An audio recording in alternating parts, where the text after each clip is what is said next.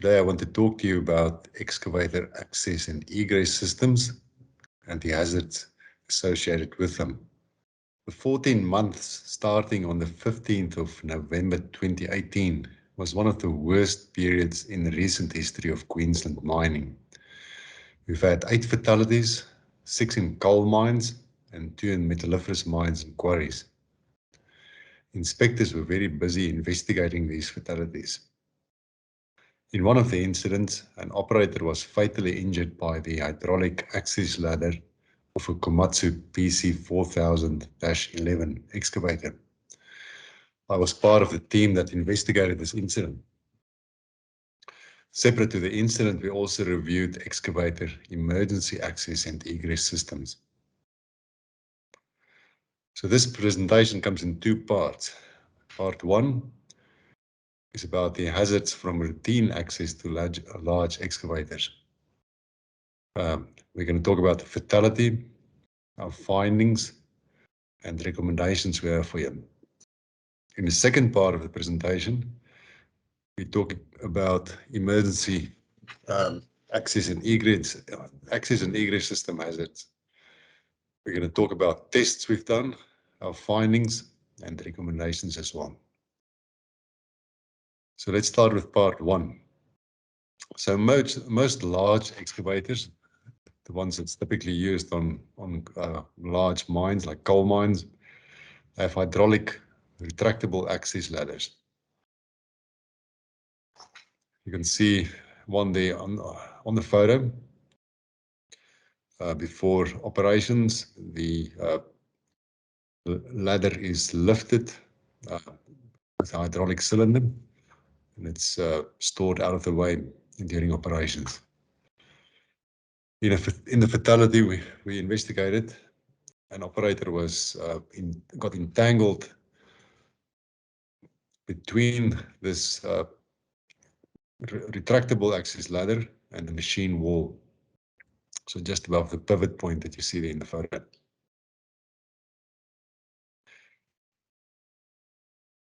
This slide is a photo taken from on board, looking down on the access ladder. You'll see a blue line that's called handrail cell A2. The operator's body was found protruding through this cell. There is more than one potential scenario for how he could have entered that cell.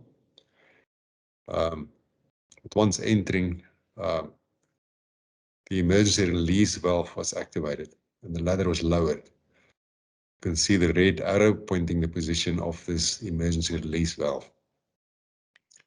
We believe that the operator's injuries were caused by the scissor action as the handrails from the rotating part past the handrails that were fixed on the excavator.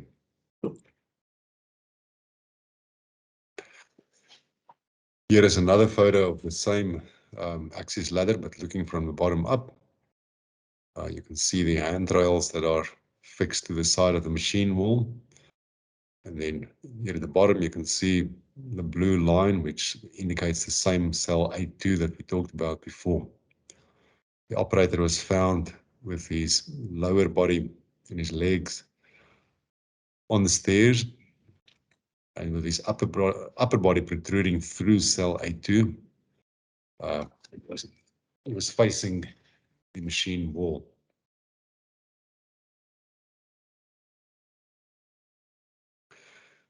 Let's have a careful look at the handrails. The 3 photos you see there, one set are marked with the blue and green lines, and the other one is unmarked. You'll see a photo number A, B, and C.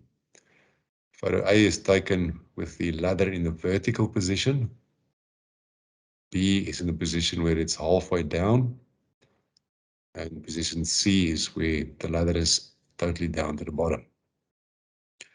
As the ladder rotates down, you'll see the blue lines pass in front of the green lines.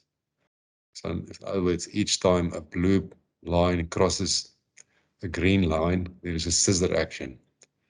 We believe it's these actions, the scissor actions, that cause the operator's injuries. So let's look at a few recommendations that we generated from the investigation. The hazards from hydraulic access ladders need to be considered during all phases, during design, when equipment is ordered, but also when they're introduced to site. Persons using ladders and stairs must use 3-point contact. We also need to make sure that all users of these ladders are aware of the hazards.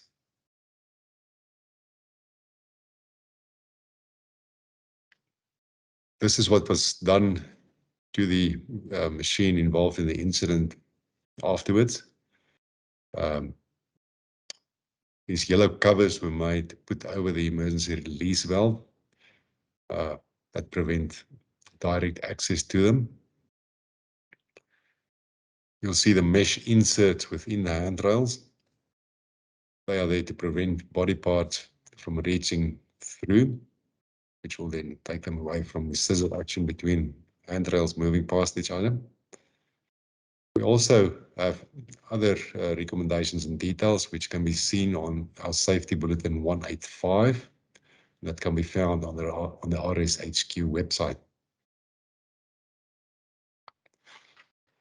Okay, this brings us to part 2 of this presentation.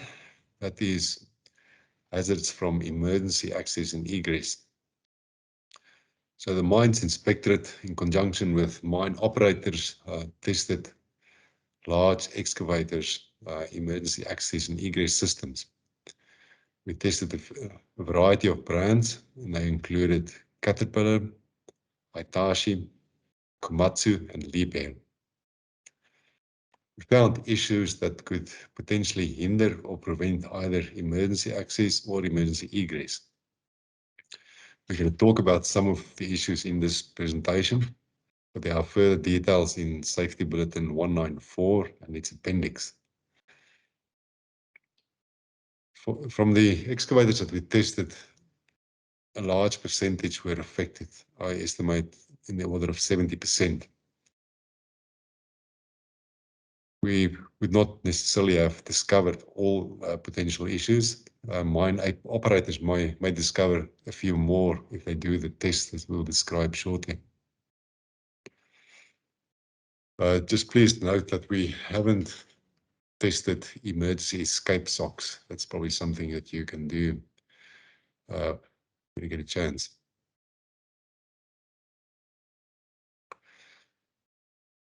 Okay, let's look at the 2 primary hazards in these emergency systems.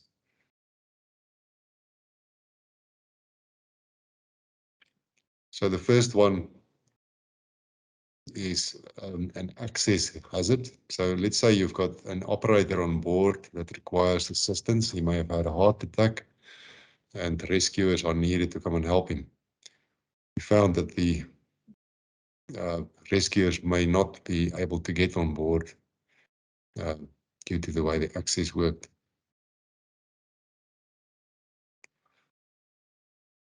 This hazard is more or less the opposite of the previous one. In this scenario, the operator is on board.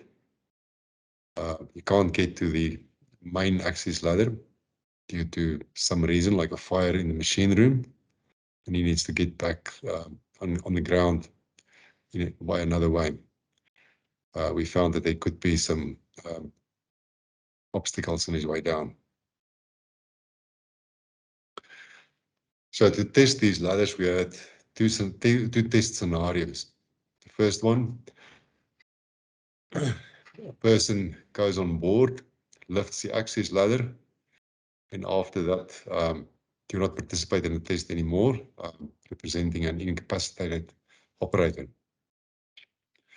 Second person on ground level, which represents a rescue person, needs to get on board without assistance from the person on board and without the help of additional equipment. There's the emergency egress function. We also had an operator on board. The ladder was lifted, but he could not get to the ladder. Effectively, it's not functioning because of some reason, like a fire in the engine room. So for this test, the operator had to get off the excavator and without assistance from anybody else. We did the tests both in engine on and engine off configurations and with the house at different rotational positions relative to the track frame.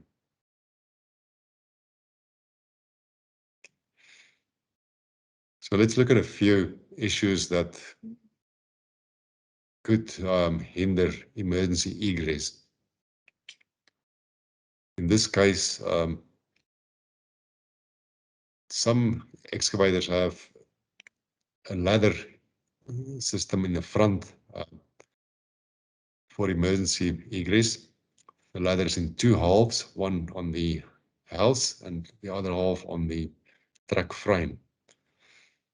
So in a case where the house is rotated relative to the track frame, these ladders would obviously not align and the person would not have access to ground level. A possible solution to this situation you can see on the far right-hand photo. Some excavators had a roll-up ladder attached to the house. So it doesn't matter where the house rotation is, they could still come down. Those that did not have this roll-down ladder would not provide access or egress for an operator that wants to come down. This part of the test is about the side emergency egress ladder. Normally, this half is stored up next to the upper half of the ladder. When needed, this half is deployed, it slide down to the correct position to make one long ladder. It's stopped at the right spot with two brackets. I call them stopper brackets in this slide. We found during the test that both the stopper brackets broke off. That allowed the ladder to move further than a safe position, and the ladder could not be used.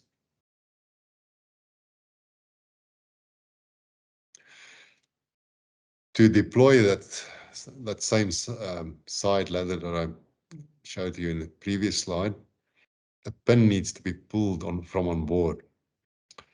We found that these pins were very hard, in some tests, were very hard to pull out because the holes were misaligned. You can see there are two holes on brackets on the ladder itself and then another hole in the structure on board. So these holes are not aligned, the pin is hard to pull out. For one of these tests, it took about 3 minutes to get that pin out. In case of a fire on board, 3 minutes is a very long time.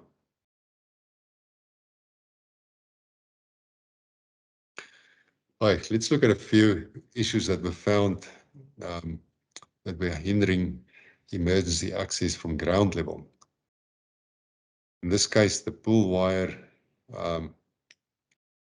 this pull wire needs to be activated to let the ladder down. Could not be reached. It was simply too high. In the photo, you see that this person reached out for a broom, and with the broom, he could actually reach it. Now, obviously, you're not always going to have a broom handy when you need to do that task. So normally, you would simply not be able to reach that pull wire. Some machines have a rod that is stored within the track frame.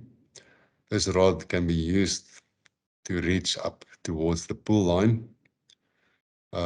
what we saw in this case is that the bracket holding the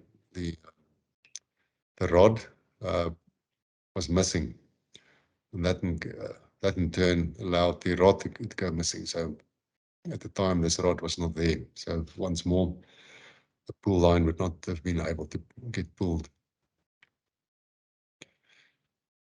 For this design, the access ladder is lowered with controls that are within the service tail. We didn't see any signage to indicate where these controls are or what needs to be done. So a person unfamiliar with the excavator that would attempt to rescue somebody on board would simply not be able to get there. So let's look at a few recommendations. Okay, we recommend that functionality tests be done on all large excavator emergency ladders, as per the test that we showed before, something similar. We also recommend that these tests be scheduled in the maintenance management system at some frequency determined by a risk assessment. This is to accommodate for a situation where the ladders get damaged in operation and they may not be working as well as initially when installed the previous time they were tested. The original equipment manufacturers should be involved in the rectification of design flaws and disperse their learnings throughout the industry. It might be prudent to check other large units of mining equipment too, such as drag lines and large dump trucks. They all have retractable access ladder systems. Two safety bulletins, 185 and 1894, has more details. Safety bulletin 194 also has an appendix with model-specific details. Just a summary of what we found in the tests. Once you've read the safety bulletins, there might be some parts of it that you would like to include in your daily inspections. Okay, summary of our presentation. We did it in two parts. The first part was about hazards from the main hydraulic access ladder on excavators. We looked at the fatality, the investigation we've done, the findings. We made some recommendations, and we refer you to Safety Bulletin 185, where there will be more details. The second part of this presentation, we looked at the hazards from emergency access and egress ladders. We looked at testing, our findings, gave you a few recommendations, and in this case, we referred you to Safety Bulletin 194 for more details. I thank you for your attention. I trust that you would have learned a few things today that you may apply at your mine to make it a safer workplace for people involved with excavators. I thank you for your attention.